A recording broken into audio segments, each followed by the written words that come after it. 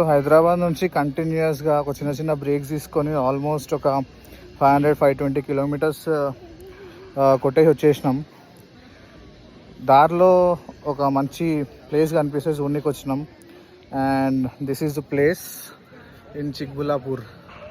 ఈషా బాగుంది యాక్చువల్లీ, కొంచెం రిలీఫ్ ఉంది, ట్రిప్ స్టార్ట్ అయిన ఫీలింగ్ వస్తుంది.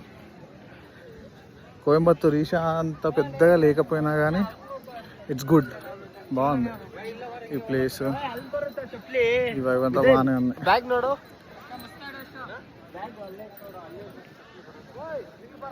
లెట్స్ సీ నెక్స్ట్ స్టాప్ ఎక్కడనో లంచ్ చేసుకోవాలి. అయితే మేమే మ్యాక్సిమం కుక్ చేసుకుంటాం ఎక్కడో దగ్గర ఆగి, లేకపోతే ఏదైనా హోటల్లో చేసేసుకుంటాం. ఇంకా డిస్టెన్స్ కవర్ చేసేదాన్ని బట్టి ఇంకా let's see you there. 13 degrees ఉంది. 13 degrees ఏమో. ఇంకా నైట్ ఇంకా లోయెస్ట్ వెళ్తుందేమో. ఇక్కడ సాయి తాగడానికి ఆగినాం భయ్య.